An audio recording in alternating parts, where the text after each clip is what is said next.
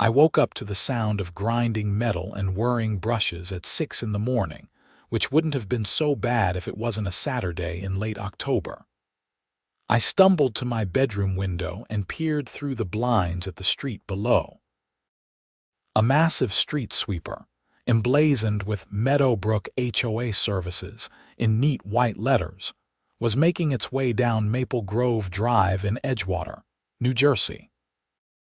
The thing looked like it had been custom ordered just for our neighborhood, all shiny and industrial, with rotating brushes the size of truck tires. My name is Scott Thompson, and I'd lived in the Meadowbrook community for 3 years.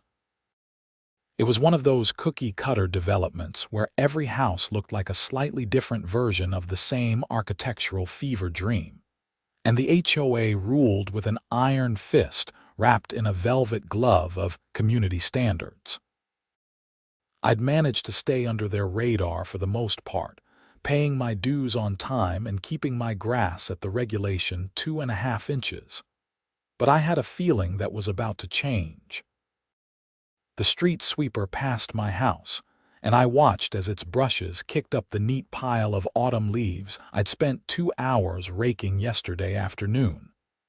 The leaves were supposed to stay at the curb until Monday when the town's leaf collection service came through. I'd followed the HOA guidelines to the letter, bagged half for compost, left half loose in a tidy mound exactly 18 inches from the street, as specified in Section 12.4 of the Meadowbrook Community Handbook. I threw on a pair of jeans and a sweatshirt and headed outside, already knowing what I'd find. Sure enough, the street sweeper's powerful brushes had picked up about 20% of my leaves and scattered the rest across my front lawn like nature's confetti cannon had exploded. What made it worse was that the machine's vacuum system had apparently malfunctioned or been turned off, so instead of collecting the leaves, it just redistributed them in the most chaotic pattern imaginable. "Are you kidding me?" I muttered, staring at the disaster. Orange and red maple leaves covered every square inch of my front yard, mixed with brown oak leaves from 3 houses down. Some had even made it onto my porch and were plastered against my front door. I pulled out my phone and called the HOA office. It rang 6 times before going to voicemail. "You've reached the Meadowbrook Homeowners Association. Our office hours are Monday through Friday, 9 to 4. For emergencies, please press 1. I pressed 1. Another voicemail. "This is for emergency maintenance requests only. Please leave a detailed message with your name, address, and the nature of your emergency." "Yeah, hi, this is Scott Thompson at 247 Maple Grove Drive. Your street sweeper just destroyed the leaf pile I had ready for collection and scattered leaves all over my lawn. This needs to be fixed immediately." I hung up and stared at my yard again. The irony wasn't lost on me that I'd probably get a violation notice for having an unkempt lawn before anyone addressed the mess the HOA's own equipment had made. I spent the next 3 hours re-raking my entire front yard. By the time I finished, I had 2 full piles at the curb again, plus 3 extra bags of leaves that I hadn't originally planned to bag. My back ached. My hands had blisters forming even through my work gloves, and I was in the foulest mood imaginable. Monday morning rolled around, and instead of the town's leaf collection, guess what showed up? The same HOA street sweeper, bright and early at 6:30. I watched from my living room window as it approached my house. This time, I had my phone out, recording video as the machine's brushes launched my carefully arranged leaf piles back onto my lawn like a botanical tsunami. "Oh, hell no," I said, grabbing my keys and heading out. I jogged down the street after the sweeper, waving my arms. The driver, a guy in his 20s wearing earbuds and completely oblivious to the world, kept driving. I followed him for 2 blocks until he finally stopped at a stop sign, and I ran up and knocked on his window. He startled, pulling out one earbud. Yeah. Do you realize you're blowing everyone's leaf piles back onto their lawns? He shrugged. I just drive where they tell me. HOA says sweep the streets Monday and Saturday mornings. But the town's leaf collection hasn't even come yet. You're just making a mess. Another shrug. Take it up with the HOA, man. I'm just doing my job. He put his earbud back in and drove off, leaving me standing in the middle of Maple Grove Drive like an idiot. I called the HOA office as soon as they opened. A woman answered on the third ring. Meadowbrook HOA, this is Brenda speaking. Hi, Brenda. This is Scott Thompson on Maple Grove. I need to speak to someone about the street sweeper schedule. It's been blowing leaf piles back onto people's lawns before the town picks them up. I'll transfer you to our operations manager. The phone rang for a solid minute before another woman picked up. Her voice had that particular tone of someone who considers every conversation an interruption to their very important day. This is Deborah. How can I help you? Hi, Deborah. I'm having an issue with the street sweeper your company is running. It's been scattering leaf piles back onto lawns before the town's collection service comes through. The street sweeper operates on a fixed schedule approved by the board. It runs Saturday and Monday mornings. Right, but the town's leaf collection is also on Monday mornings. Your sweeper is coming through before the collection truck and making a mess. Mr. Thompson, is it?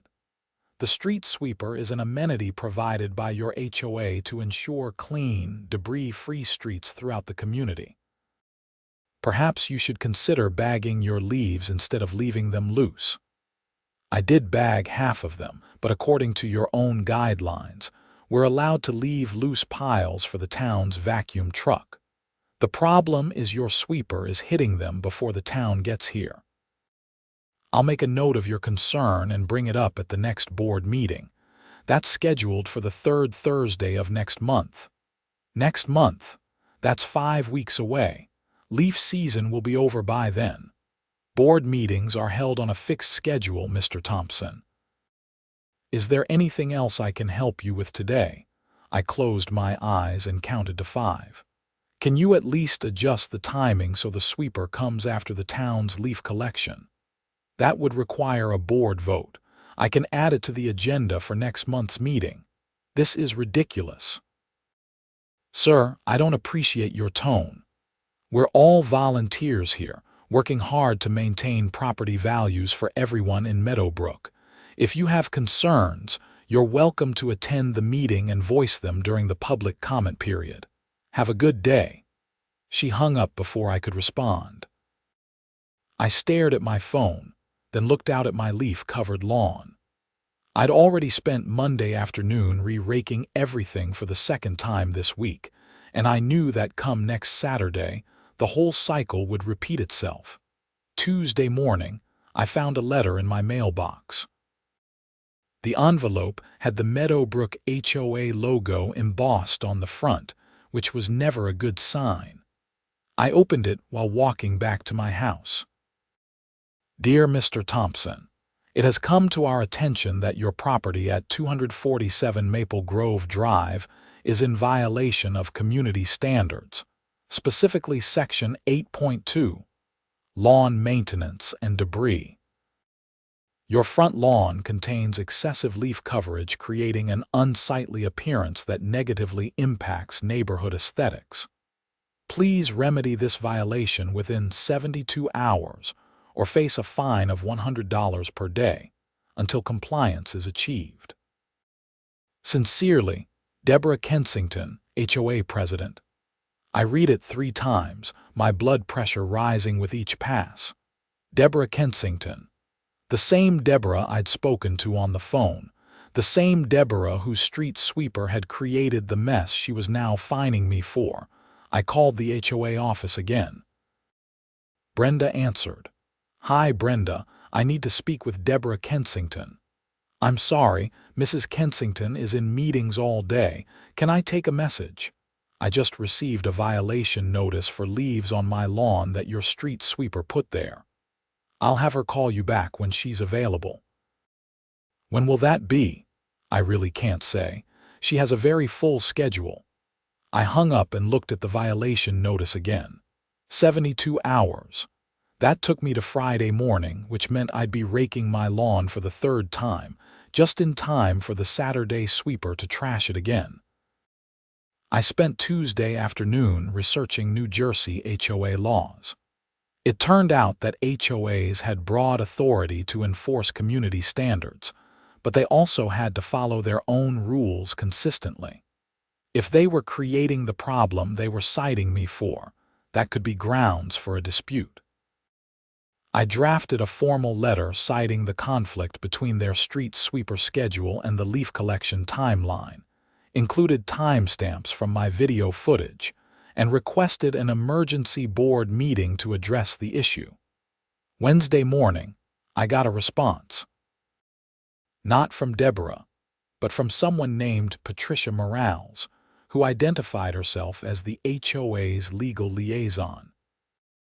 The letter was full of legal boilerplate, essentially saying that my complaint had been received, would be reviewed according to standard procedures, and that the violation notice remained in effect pending resolution.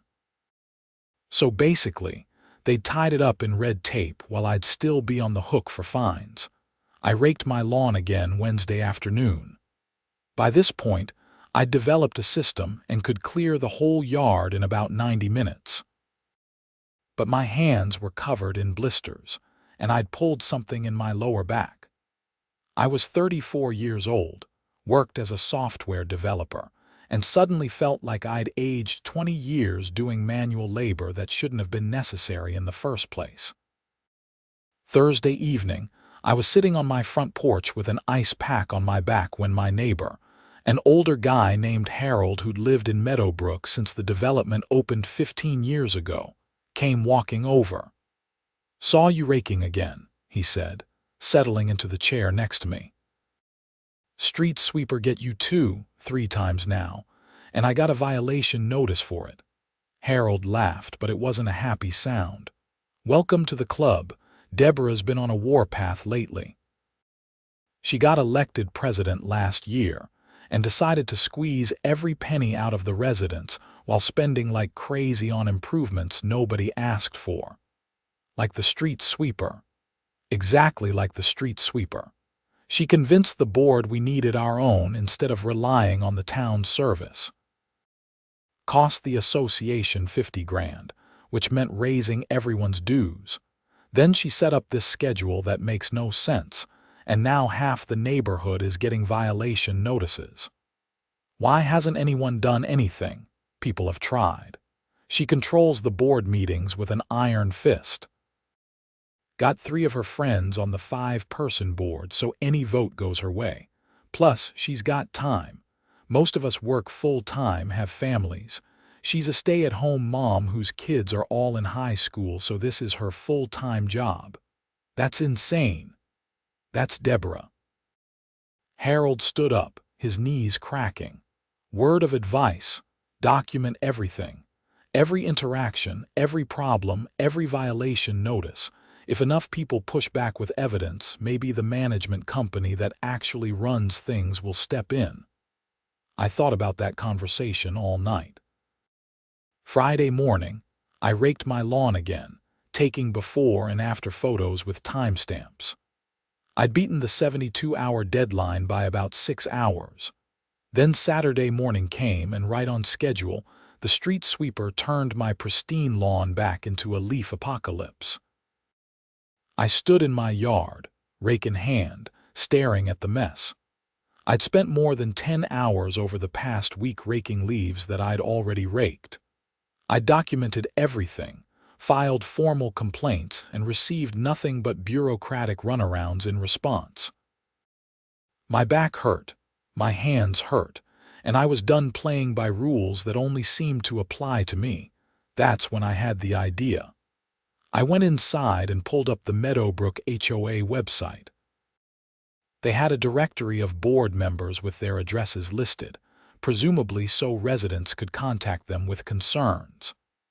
Deborah Kensington lived at 89 Oakmont Circle, which was the street that ran parallel to mine, 1 block over. I spent Saturday afternoon not raking my leaves. Instead, I studied the street sweeper's route.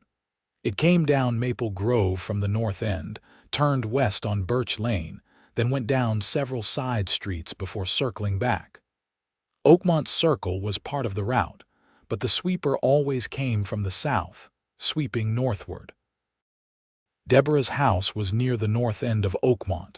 Sunday, I woke up early and walked the entire neighborhood, mapping out every street, every turn, every stop sign. I noted which streets had speed bumps, which had curved curbs, and where the storm drains were located. I felt like I was planning a heist, but really, I was just figuring out traffic patterns. Monday morning at 5, I was already awake. I made coffee, got dressed in dark clothes, and headed out with a wheelbarrow, 3 traffic cones, and a plan that was either brilliant or completely insane. The street sweeper always parked overnight in the community center lot, which was tucked into a corner of the development near the entrance. I'd watched the driver arrive Saturday morning, so I knew he got there around 6, did some kind of pre-trip inspection, then started his route by 6:15. At 5:30, I positioned my first traffic cone on Birch Lane with a handwritten "Road Work Ahead" detour sign. I added an arrow pointing toward an alternate route that would take the sweeper up Madison Avenue instead. At the next intersection, I placed another cone and sign directing toward Oakmont Circle. I'd spent Sunday evening making the signs look as official as possible, printed on yellow paper with bold black text. The tricky part was the leaves. I'd left my leaf piles at the curb as usual, but I'd also collected leaves from 3 of my neighbors who were happy to contribute once. I'd explained what the street sweeper had been doing. One of them, a woman named Jennifer, had her own beef with Deborah over a fence violation and insisted on helping. "I've been looking for a way to get back at her for months," Jennifer had said, hauling bags of leaves from her backyard. "This is perfect." By 5:45, I had approximately 15 bags worth of leaves distributed along the curb on Oakmont Circle, specifically concentrated in front of 89. I'd raked them into loose piles that looked natural, like someone had put them out for collection. The town's leaf vacuum truck wouldn't come through for another few hours. At 6, I moved my car to a spot 3 blocks away where I could see Oakmont Circle, but wouldn't be obvious.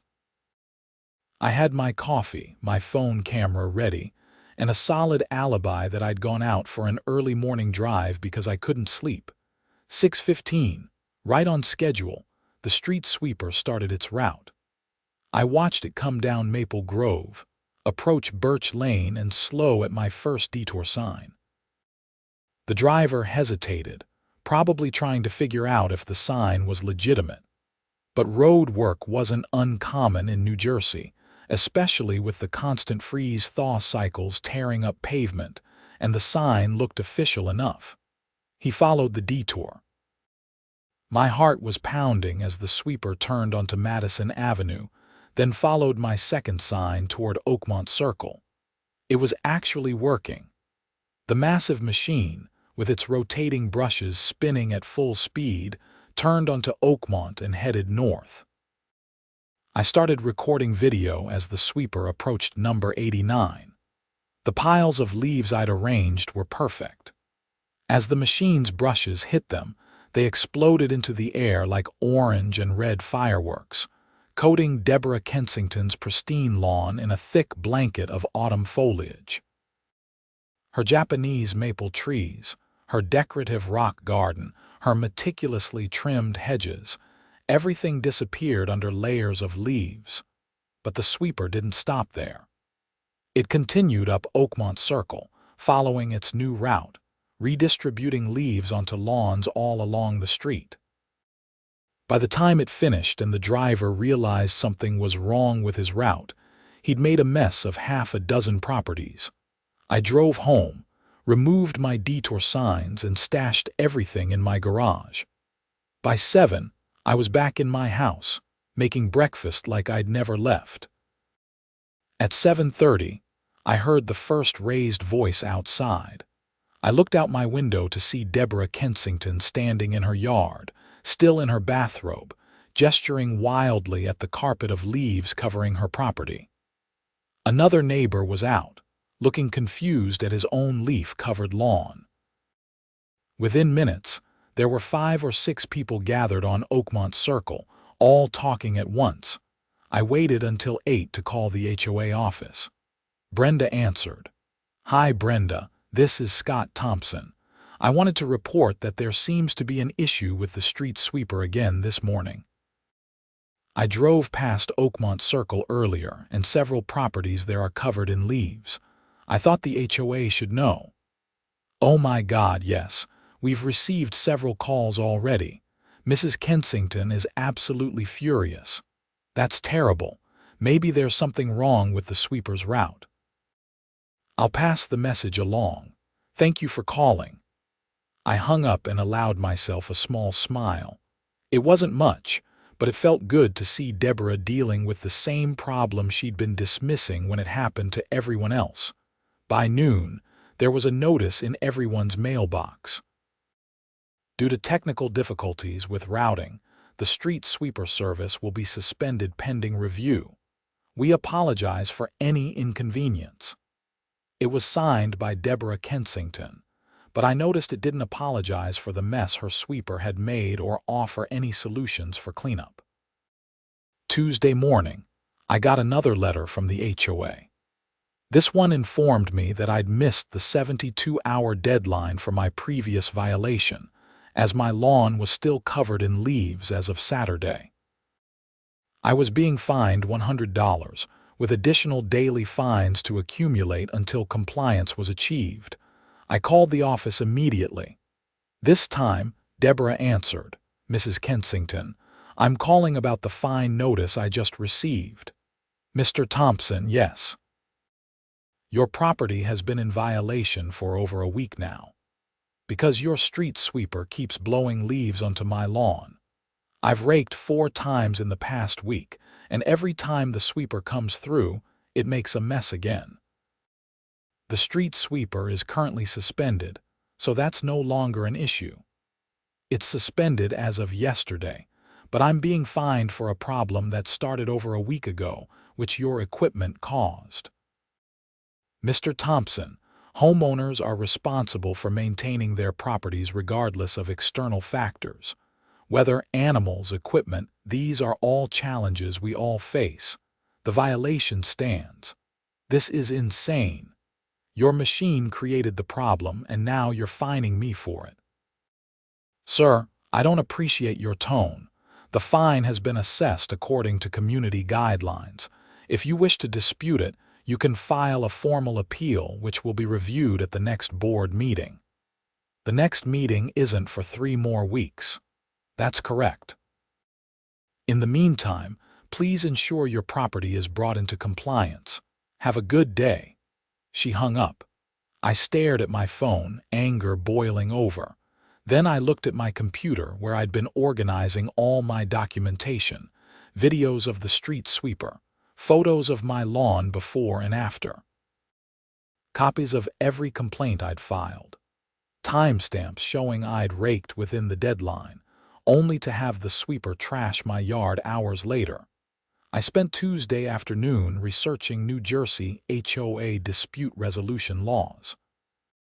It turned out that HOAs had to follow a formal process for violations and fines, including giving residents reasonable opportunity to comply and considering mitigating circumstances. If an HOA's own actions created the violation, that was definitely a mitigating circumstance. I drafted another formal letter, this time including all my evidence, citing specific sections of both the HOA's own bylaws and New Jersey state law. I requested an emergency board hearing and stated that if the fine wasn't waived, I'd be filing a complaint with the New Jersey Department of Community Affairs. Wednesday morning, I got a call from Patricia Morales, the legal liaison. "Mr. Thompson, I received your letter. I want to discuss your concerns." "Great. When can we schedule a hearing?" "Before we go down that road, I'd like to explore an informal resolution.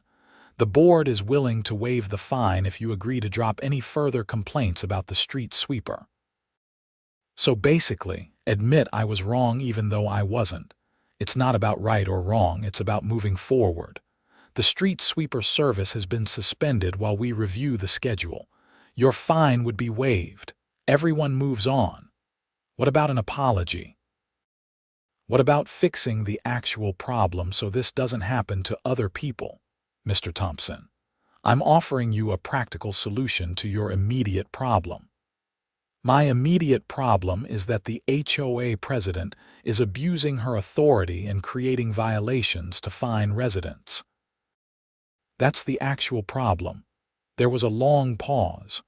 "I'll schedule you for the public comment period at next month's board meeting. You'll have 5 minutes to present your concerns." 5 minutes. I have over 20 hours of documentation here. 5 minutes is standard for public comments. You can submit written materials in advance if you'd like them included in the board's review packet. I hung up feeling like I'd hit another brick wall, but I wasn't giving up. I spent the rest of Wednesday organizing my evidence into a presentation. Photos, videos, timeline of events, copies of all correspondence. I even created a simple chart showing the street sweeper schedule versus the town's leaf collection schedule, highlighting the conflict. Thursday, I got home from work to find another notice from the HOA. This one informed me that my trash bins were visible from the street 12 hours after collection, violating Section 9.6 of Community Standards. The fine was $50. I walked around to my side yard, where I always kept my trash bins. They were in exactly the same spot they'd been for 3 years, tucked against the house behind a wooden screen that blocked them from street view. I took photos from every angle, showing that the bins were clearly not visible from the street unless you walked onto my property and looked over the screen. This was retaliation, plain and simple. I challenged Deborah, and now she was hitting back with whatever violations she could dream up. Friday morning, I was putting together a folder of evidence for the new violation when my doorbell rang. It was Harold, my neighbor, along with Jennifer and 2 other residents I'd seen around but never formally met. "Got a minute?" Harold asked. I let them in, and we sat in my living room. Harold spoke first. "We've been comparing notes. All 5 of us have gotten bogus violation notices in the past week. Mine was for having a wreath on my door that's supposedly not in compliance with the holiday decoration guidelines, even though it's just a fall wreath and it's October." Jennifer jumped in. "I got cited for having my car parked in my driveway overnight, which has never been a violation before. She's making up rules as she goes."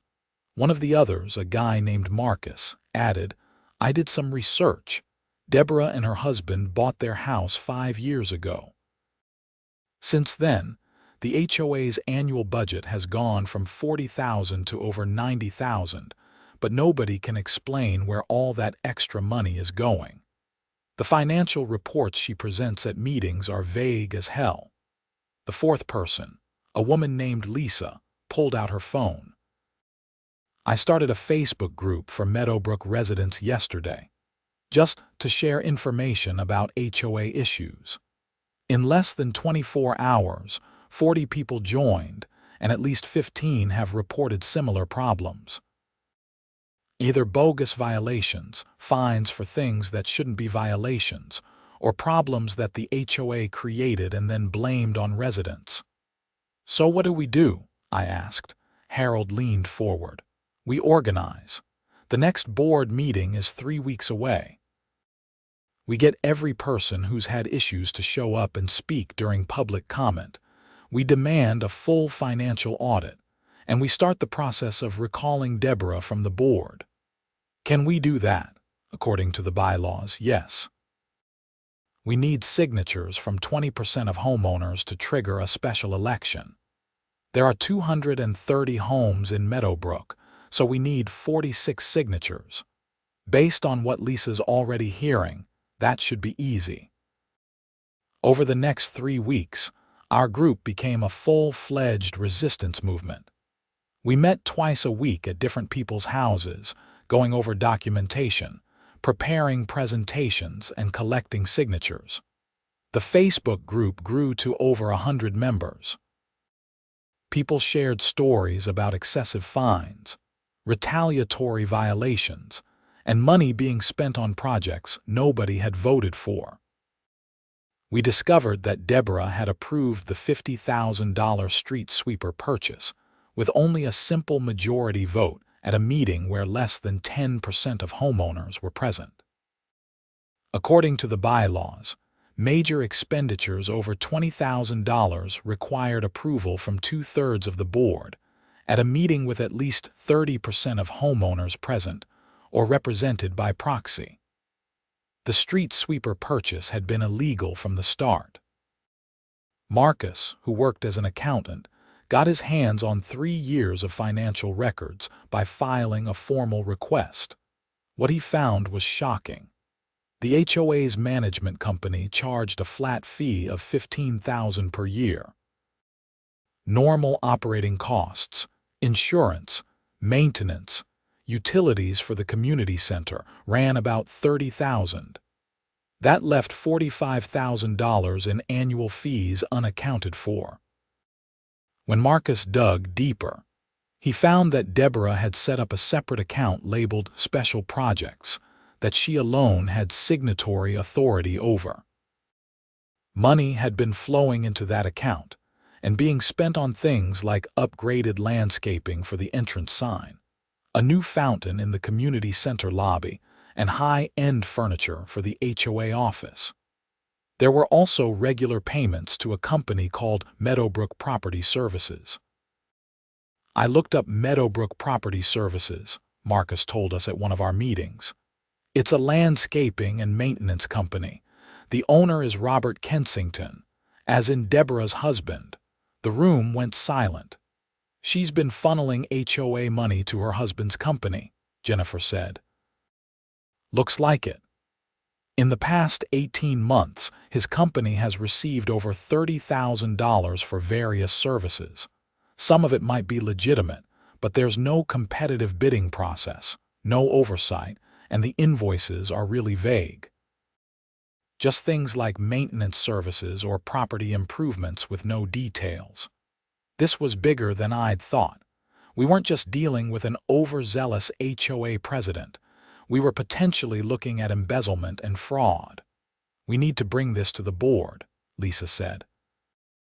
Deborah controls the board, Harold countered. She'll shut down any discussion and bury it in committee. Then we go over her head, I suggested.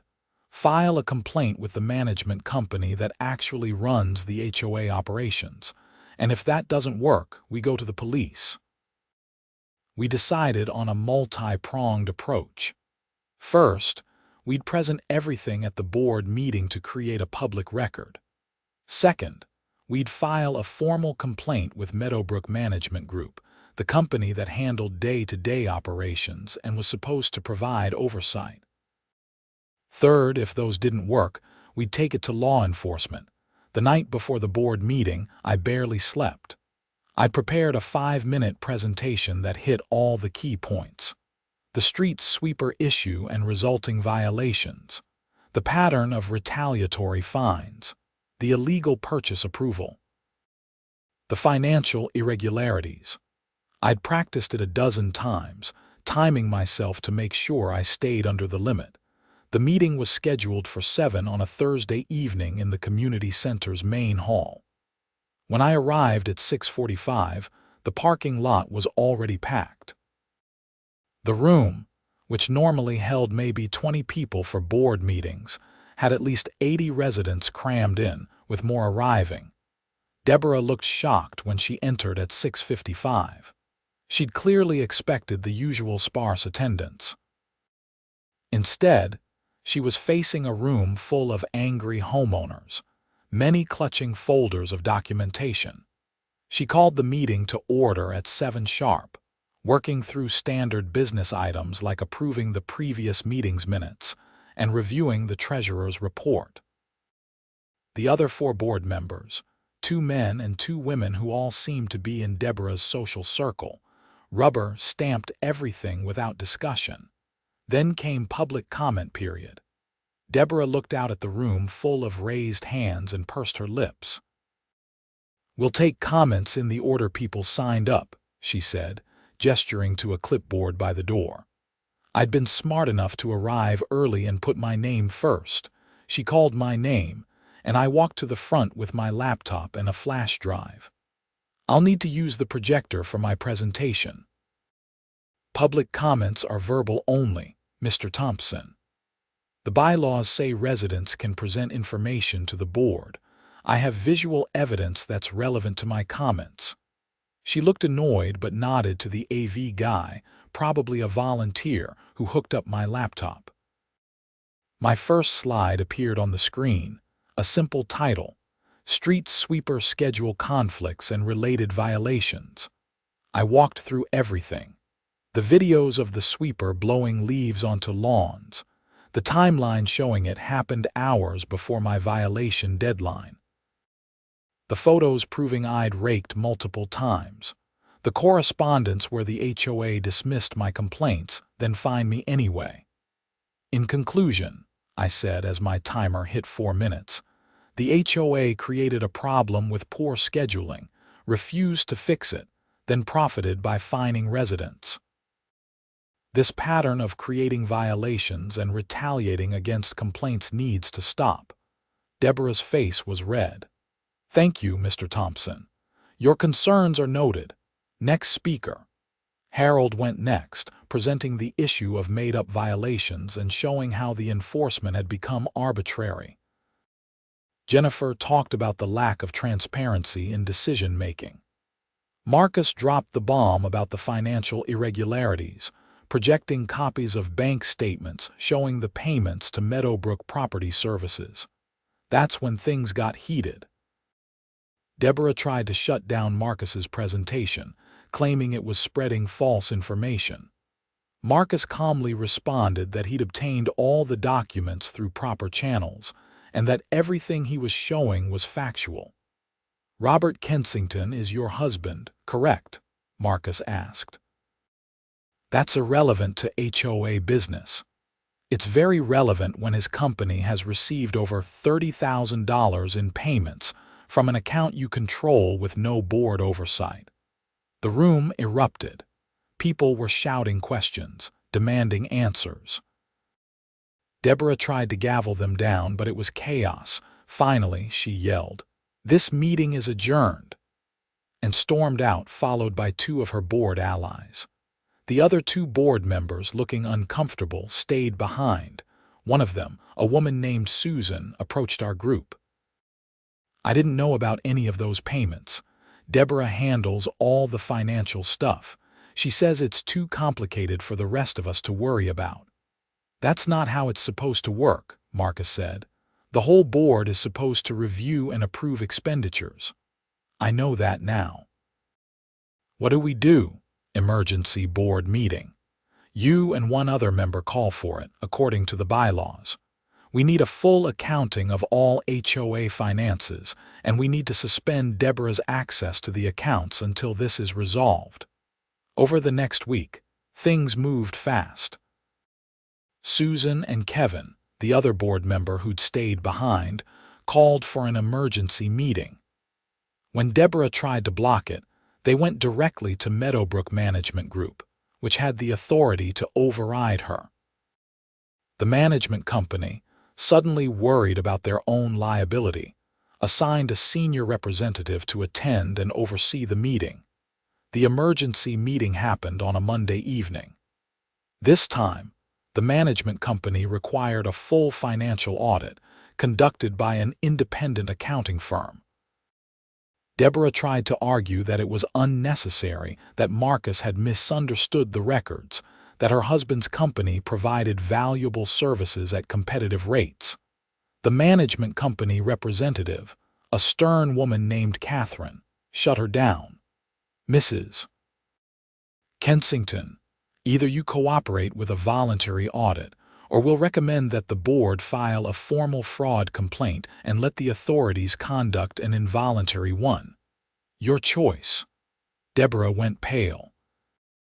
She stammered something about needing to consult with her husband, then rushed out of the meeting. The audit took 2 weeks.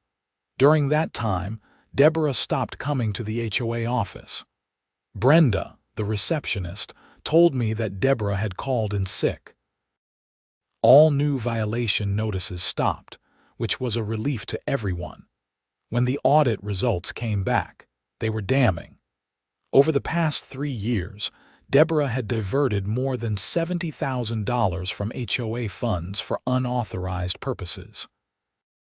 Some went to her husband's company for services that were never performed or were wildly overpriced. Some went to personal expenses that she'd classified as HOA business, like a $5,000 community relations dinner at an upscale restaurant that only she and her friends attended. The most egregious finding was that the street sweeper purchase had been padded. The machine should have cost $35,000, but Deborah had approved payment of $50,000 to a dealer owned by her husband's cousin. The extra $15,000 had been kicked back to Deborah in cash. Meadowbrook Management Group immediately suspended Deborah from all HOA activities and filed a report with the Edgewater Police Department. Within days, detectives were interviewing board members and residents, collecting evidence. I met with a detective named Rodriguez, a serious man in his 40s who took detailed notes as I walked through everything that had happened. I provided copies of all my documentation, including the videos of the street sweeper and the bogus violation notices. "This is good," Rodriguez said. "Very thorough. We're building a case for theft by deception and misconduct by a corporate official. New Jersey takes HOA fraud seriously because it affects so many people. What happens next?" "We continue gathering evidence, probably execute a search warrant for her financial records, then present everything to the prosecutor's office. If they agree there's enough for charges, we'll make an arrest." 2 weeks later, I was working from home when I heard commotion outside. I looked out to see 2 police cars parked in front of 89 Oakmont Circle. Deborah was being led out in handcuffs, her husband following behind, also in cuffs. Apparently, he'd been directly involved in the kickback scheme. The charges were extensive: theft by deception, conspiracy to commit theft, falsifying records, misconduct by a corporate official. The prosecutor's office announced that if convicted, Deborah could face up to 10 years in prison and fines up to $150,000. The local news picked up the story. HOA president arrested in embezzlement scheme ran on the evening broadcast, complete with footage of Deborah being arrested and interviews with residents. I declined to be interviewed on camera, but several other neighbors spoke about the excessive fines and retaliatory violations. The case moved through the court system over the next several months. Deborah initially pleaded not guilty, but as evidence mounted, her lawyer negotiated a plea deal. She pleaded guilty to theft and fraud charges, agreed to pay full restitution to the HOA, and received a sentence of 18 months in prison followed by probation. Her husband got 6 months in probation for his role in the kickback scheme. The dealer who'd sold the overpriced street sweeper was also charged and pleaded guilty to conspiracy. With Deborah gone, the HOA board was restructured. Susan became interim president, and they held special elections to fill the vacant seats. Harold, Marcus, and Jennifer all ran and won, promising transparency and accountability. One of their first acts was to revise the street sweeper schedule so it ran after the town's leaf collection, instead of before. They also implemented new financial controls, requiring 2 board signatures for any expenditure over $500 and mandatory quarterly audits. The HOA sued Deborah and her husband for the full amount of stolen funds, plus legal fees. Her lawyer worked out a payment plan that would take them years to satisfy, but at least the money would come back to the association eventually. As for me, all my fines were waived, and I received a formal apology letter from the new board. They even reimbursed me for the time I'd spent documenting everything, classifying it as community service that saved the HOA thousands in investigative costs. The street sweeper itself became a point of debate. Some residents wanted to sell it and cut our losses. Others argued that it was a useful tool if scheduled properly. Eventually, the board decided to keep it, but hired a new operator who actually paid attention to what he was doing and coordinated with the town's collection schedule. That first properly scheduled sweep was oddly satisfying. I watched from my porch as the machine came down Maple Grove Drive, picking up the small amount of debris left after the town's leaf collection. My lawn stayed clean. No leaves blown everywhere. No violations. Just a quiet street in a quiet neighborhood. Harold came by that evening and we sat on my porch with beers, watching the sun set over Meadowbrook. "You know," he said, "I've lived here 15 years, and I never thought I'd see the day when the HOA actually worked the way it's supposed to. You think it'll last?" As long as people stay involved. That was the problem before. Everyone just paid their dues and ignored what was happening. Deborah took advantage of that. She picked the wrong neighborhood to mess with in the end. Harold laughed.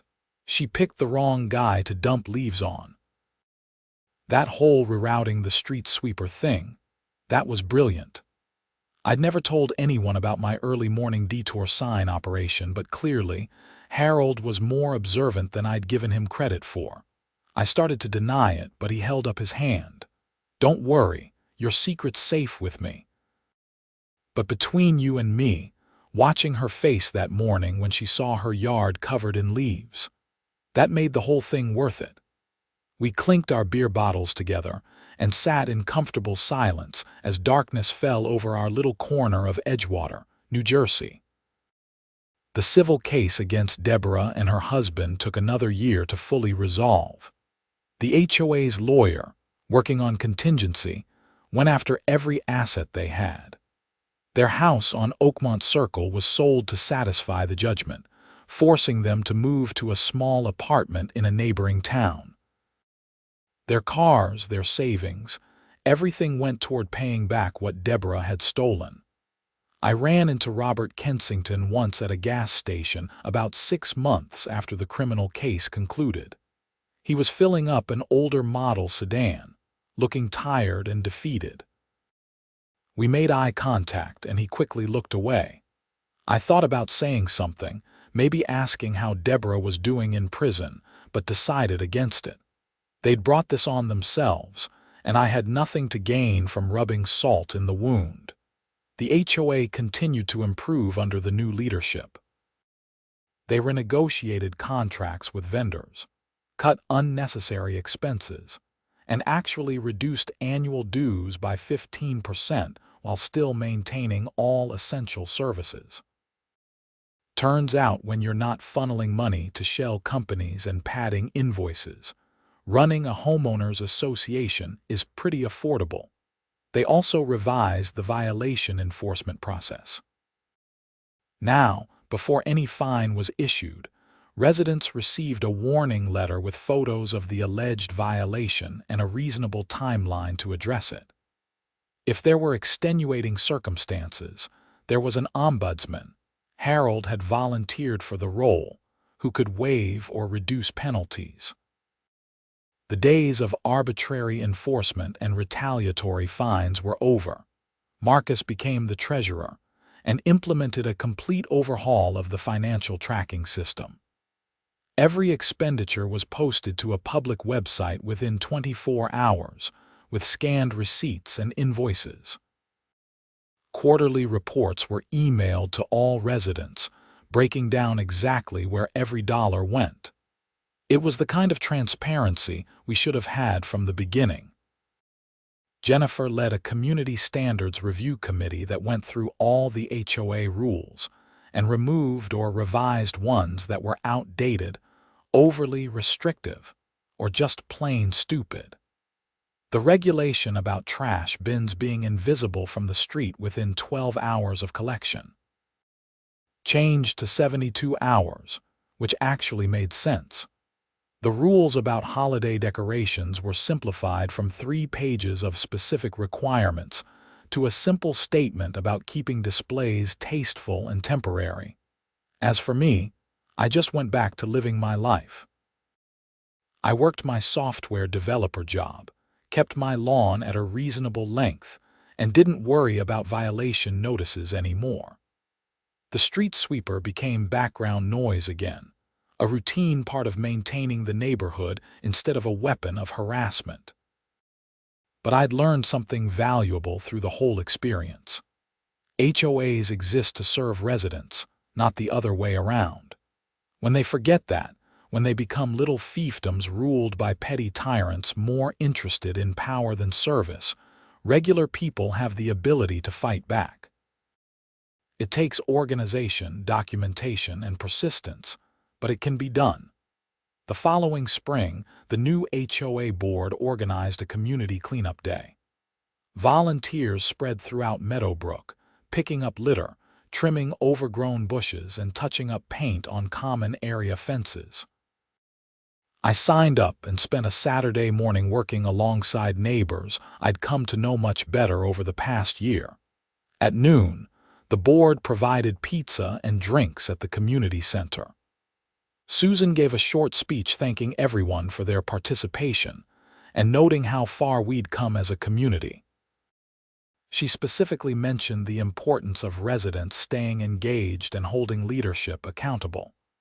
"We all saw what happened when people weren't paying attention," she said. "One person was able to abuse their authority for years because nobody was watching. That's not going to happen again, not on my watch, and hopefully not ever again in Meadowbrook." People clapped. I looked around the room at faces I recognized, people who'd become friends through our shared experience of fighting an unjust system. Harold, who'd provided wisdom and historical context. Marcus, whose accounting skills had uncovered the fraud. Jennifer, whose social media organizing had brought everyone together. Lisa, whose initial Facebook group had started everything. And dozens of others who'd shown up at meetings, signed petitions, and refused to be pushed around. Later that afternoon, I was cleaning up my tools when a couple approached me. They introduced themselves as the new owners of 89 Oakmont Circle, Deborah's old house. They'd bought it at the foreclosure auction for a good price and were fixing it up. "We heard some stories about the previous owner," the husband said. "Sounds like quite a situation." "That's one way to put it," the wife laughed. "Our real estate agent warned us about buying in an HOA community. Said they can be nightmares, but everyone we've talked to here has been great, very welcoming." "It wasn't always that way," I admitted, "but we fixed it. Sometimes you have to fight for your community to be what it should be." They nodded and headed back to their house. I watched them go, thinking about all the new families who would move into Meadowbrook over the years. They'd never know about Deborah Kensington or her schemes. They just see a well-run neighborhood with transparent leadership and fair rules. And that was exactly how it should be. That evening, I sat on my porch again, watching the sunset and reflecting on everything that had happened. From that first morning when the street sweeper had buried my leaves back on my lawn, to the creative solution I'd found by rerouting it to Deborah's yard, to the discovery of widespread fraud and the eventual arrests and convictions. It had been a wild ride. My phone buzzed with a notification. The HOA had posted the quarterly financial report. I opened it and skimmed through the numbers. Everything was clear, properly categorized and reasonable. The street sweeper maintenance was listed at $800 for routine service. Landscaping for common areas was $1,200, with the vendor name and invoice number provided. Insurance, utilities, management fees, all accounted for and sensible. I closed the report and smiled. This was what a homeowners association should be: boring, predictable, focused on actually maintaining the community instead of generating drama and enriching board members. A car drove past, and the driver waved. I waved back, recognizing another neighbor from the cleanup day. This sense of community, of people actually knowing and caring about each other, was something that had grown out of our shared struggle. Before the street sweeper incident, I barely knew anyone on my block. Now I had friends throughout Meadowbrook. As darkness fell, I thought about Deborah Kensington sitting in prison, probably regretting every choice that had led her there. I didn't take joy in her suffering, but I didn't feel bad about my role in exposing her crimes either. She'd had countless opportunities to do the right thing. When I'd first complained about the street sweeper schedule, she could have just adjusted it. When other residents raised concerns about finances, she could have been transparent. Instead, she'd chosen escalation and retaliation and ultimately theft. My little trick with the detour signs had been petty revenge. I could admit that. But it had also been the catalyst that started everyone comparing notes and realizing the problems were systemic. If Deborah's yard hadn't been buried in leaves that Monday morning, if she hadn't experienced firsthand the frustration her policies were causing residents, maybe people wouldn't have started organizing. Maybe she'd still be in power, still stealing, still making everyone's lives miserable. Sometimes you need a spark to start a fire, and that street sweeper full of autumn leaves had been one hell of a spark. The next few years passed quietly in Meadowbrook. The street sweeper continued its properly scheduled routes. The HOA board rotated members through regular elections, with good people stepping up to serve. Dues stayed low, services stayed good, and violations were handled fairly. I eventually learned that Deborah had been released from prison after serving 14 months of her 18-month sentence with good behavior. She and Robert had divorced, apparently unable to survive the stress of the criminal case and financial ruin. Last I heard, she'd moved somewhere upstate and was working retail, a far cry from her days as an all-powerful HOA president. The story became neighborhood legend. New residents would hear about it from old-timers over backyard barbecues. Details got exaggerated over time. Some versions had Deborah stealing hundreds of thousands of dollars. Others had her operating a whole network of fraud across multiple HOAs. The truth was dramatic enough without embellishment, but people love a good story. Me. I just kept living my life at 247 Maple Grove Drive, Edgewater, New Jersey. I maintained my lawn, paid my dues, and stayed active in community affairs. I served a 2-year term on the HOA board myself, focusing on technology improvements like the financial transparency website and automated violation tracking system. And every autumn, when the leaves started falling, and the street sweeper made its rounds, I'd smile and remember that crazy October when a simple scheduling conflict had exposed corruption, brought down a petty tyrant, and taught a whole community the importance of standing up for what's right. The leaves still fell. The sweeper still swept. But now it was just another piece of neighborhood maintenance, not a weapon of harassment or a tool for generating bogus fines. And that simple change, that return to how things should have always been, made all the difference.